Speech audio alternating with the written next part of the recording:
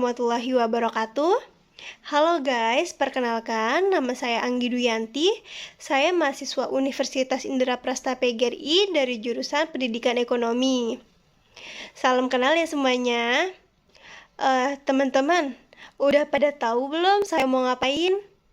Ya, betul. Seperti yang ada di judul, saya ingin menyampaikan materi dari mata kuliah pasar uang dan pasar modal. Kira-kira materinya apa sih, Kak? Materinya yaitu tentang pasar perdana. Nah, teman-teman udah pada tahu belum apa itu pasar uang dan pasar modal? Tentunya teman-teman ada yang sudah tahu dan ada yang belum tahu kan apa itu pasar uang dan pasar modal? Sebelum saya ke materi, saya akan menjelaskan secara singkat tentang apa itu pasar uang dan pasar modal, biar teman-teman di sini semua juga mengetahui pasar uang dan pasar modal ya. Mengenal pasar uang dan pasar modal. Apa itu pasar uang? Pasar uang adalah tempat bagi pihak atau perseorangan untuk dapat meminjam dana dengan tingkat bunga sebagai imbalan atau keuntungan yang ditawarkan kepada pemberi dana. Dengan kata lain, pasar uang adalah kegiatan perdagangan surat berharga untuk memenuhi permintaan dan penawaran dana dalam jangka waktu pendek tanpa batasan tempat. Apa aja sih ciri-ciri dari pasar uang? Yang pertama yaitu pasar uang tidak terikat pada tempat. Ciri pertama pasar uang adalah tidak memiliki lokasi atau tempat fisik bertemunya penjual, perantara, dan calon pembeli.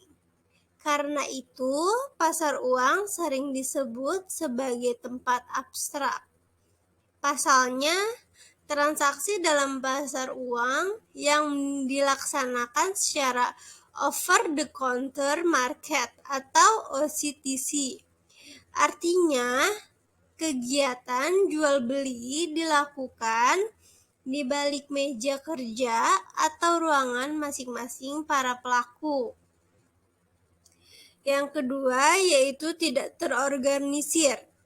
Karena ketiadaan tempat transaksi khusus dan otoritas langsung yang mengatur, pengelolaan pasar uang menjadi kurang terorganisir.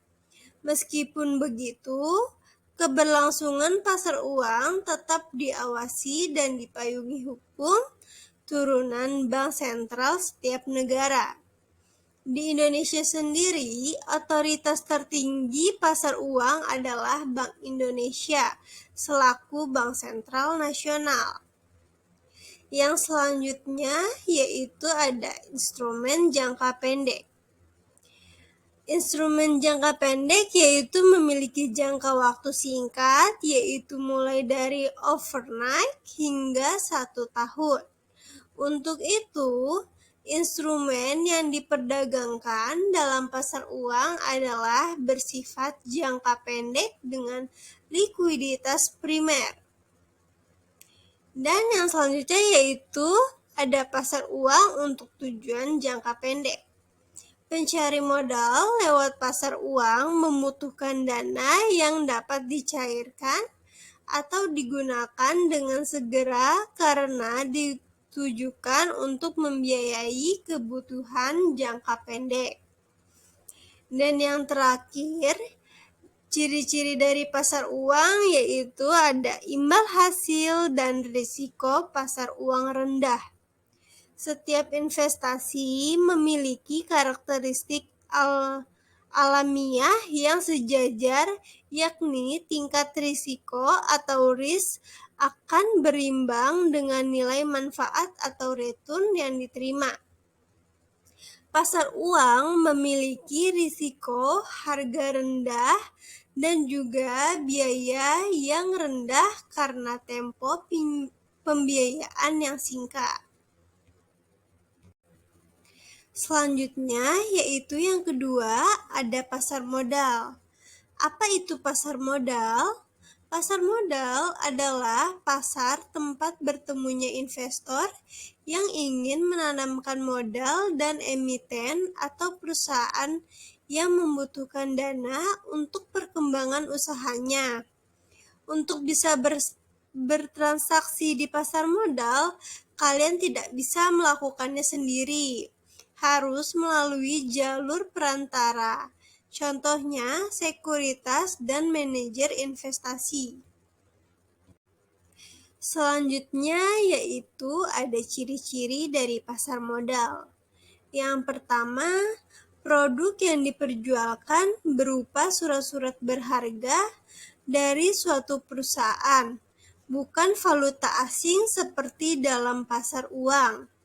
Yang kedua, menekankan pada pemenuhan dana jangka panjang.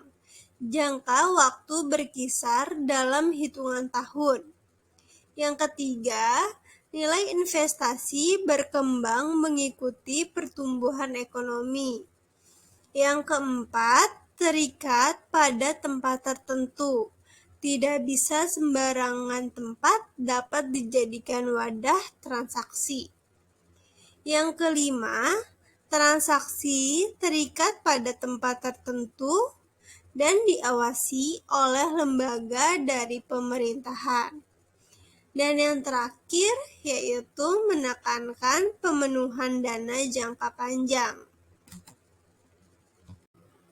Selanjutnya yaitu ada contoh dari pasar uang dan contoh dari pasar modal. Yang pertama, contoh dari pasar uang yaitu berupa sertifikat deposito.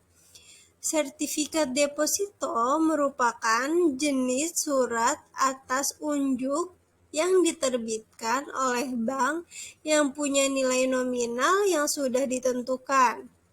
Yang kedua yaitu ada valuta asing. Valuta asing merupakan jenis instrumen mata uang asing yang ikut ditransaksikan di pasar uang. Yang ketiga yaitu ada surat berharga pasar uang atau SPBU. Merupakan jenis surat berharga yang dikeluarkan oleh bank komersial dan biasanya dibeli oleh Bank Indonesia. Tujuan pembeliannya adalah untuk menekan tingkat inflasi yang tinggi dan meningkatkan likuiditas bank komersial tersebut.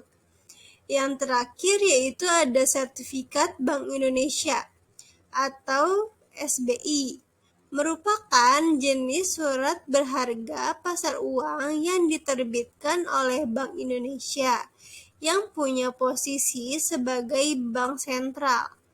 Surat itu biasanya dibeli oleh bank komersial. Tujuan pembeliannya adalah untuk menekan peredaran uang yang terlalu banyak di masyarakat. Nah, yang kedua yaitu ada contoh dari pasar modal. Contoh dari pasar modal itu berupa saham.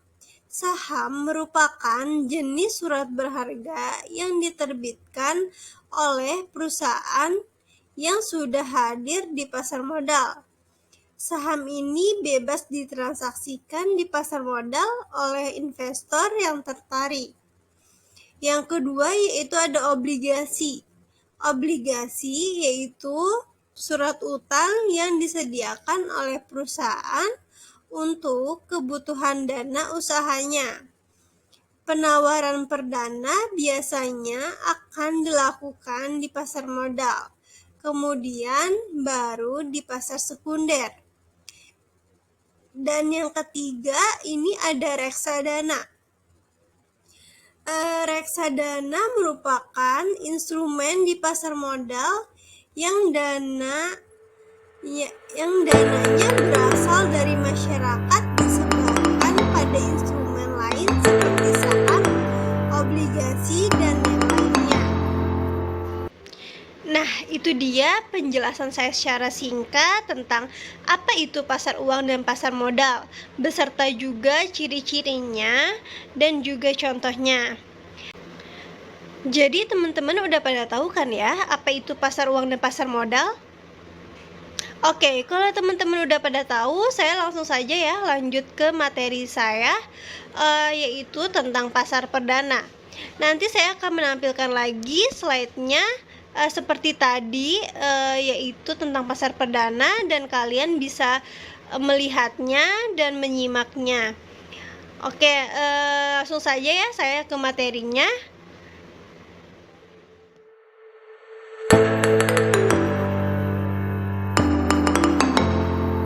Oke, di sini saya akan menjelaskan pengertian pasar perdana. Apa itu pasar perdana? Pasar perdana adalah pasar di mana perusahaan untuk pertama kali menerbitkan dan memperdagangkan surat berharga. Pasar perdana atau penawaran umum disebut juga Initial Public Offering atau IPO. Kegiatan ini disebut juga emisi efek atau lebih populer disebut go public. Pasar perdana merupakan tempat penawaran saham pertama kali dari emiten kepada investor selama waktu yang ditetapkan oleh pihak penerbit atau user. Umumnya dilakukan dalam jangka waktu sekurang-kurangnya 6 hari kerja sebelum saham tersebut diperdagangkan di pasar sekunder. Nah, selanjutnya yaitu organisasi pasar perdana. Organisasi dalam pasar perdana akan melibatkan intern perusahaan dan Bapepam, atau kini disebut juga OJK, Sunaria 2004. Sebelumnya, peran OJK dipegang oleh Bapepam yang melakukan evaluasi kelengkapan dokumen perusahaan yang akan menjual surat berharga dan mendaftarkan surat berharga tersebut. Peran dari intern perusahaan dalam pasar perdana yaitu mengadakan RUPS, penunjukan underwriter jika ada, profesi penunjang, dan lembaga penunjang. Selanjutnya yaitu ada tujuan IPO. Tujuan IPO ini untuk apa saja sih kira-kira ya? Yang pertama yaitu memperoleh dana dari IPO untuk melakukan pengembangan, perluasan, dan ekspansi bisnis perusahaan. Yang kedua yaitu untuk meningkatkan likuiditas perusahaan, terutama pemegang saham. Dan yang ketiga yaitu untuk membangun reputasi dan membuat perusahaan semakin mempunyai nilai di mata publik. Selanjutnya yaitu ada persyaratan prosedur IPO. Apa saja kira-kira persyaratan perusahaan untuk menjadi perusahaan yang inisial public offering? Nah, yang pertama itu ada perusahaan berbadan hukum perseroan terbatas, yang kedua berkedudukan di Indonesia, yang ketiga mempunyai modal di setor penuh sebesar 200 juta, dan yang ketiga 2 tahun terakhir memperoleh keuntungan. Yang terakhir yaitu ada laporan keuangan 2 tahun terakhir harus diaudit akuntan publik dengan opini wajar tanpa pengecualian. Khusus bank, 3 tahun terakhir harus memenuhi ketentuan. 2 tahun pertama cukup sehat dan 1 tahun terakhir tergolong sehat. Dan selanjutnya yaitu ada persyaratan untuk emisi obligasi sebagai berikut. Yang pertama yaitu ada BUMN atau BUMD atau BUMS yang berstatus dalam hukum. Yang kedua, berkedudukan di Indonesia. Yang ketiga, modal disetor minimal sebesar 200 juta. Yang keempat, 2 tahun terakhir memperoleh keuntungan. Yang kelima, laporan keuangan 2 tahun terakhir harus diaudit akuntan publik dengan opini wajar tanpa pengecualian. Yang keenam, obligasi harus dijamin dengan kekayaan perusahaan. Yang ketujuh, apabila debt to equity ratio lebih dari 80% harus ada guarantor. Yang kedelapan, khusus bank harus melampirkan rekomendasi dari BI mengenai jumlah obligasi yang diizinkan. Yang kesembilan, nilai obligasi dinyatakan dalam rupiah, minimal 10.000. Yang terakhir yaitu harus menunjukkan trust dan sinking fund. Selanjutnya yaitu ada proses emisi efek. Sebelum emisi, yang pertama itu ada internal perusahaan. Internal perusahaan berupa rencana go publik, RUPS, penunjukan underwriter, profesi penunjang, lembaga penunjang, dan yang keempat yaitu mempersiapkan dokumen. Yang kelima, konfirmasi sebagai agen penjual oleh penjamin emisi. Yang keenam, kontrak pendahuluan dengan BI. Yang ketujuh, public expose. Dan yang kedelapan yaitu penandatanganan perjanjian. Yang kedua yaitu ada BAPEPAM. BAPEPAM yaitu berupa pernyataan pendaftaran. Yang kedua, ekspos terbatas di BAPEPAM. Yang ketiga, tanggapan atas kelengkapan dokumen, kecakupan, dan kejelasan informasi. Dan yang ketiga yaitu ada keterbukaan, aspek hukum, akuntansi, keuangan, dan manajemen. Yang keempat, komentar tertulis dalam waktu 30 hari.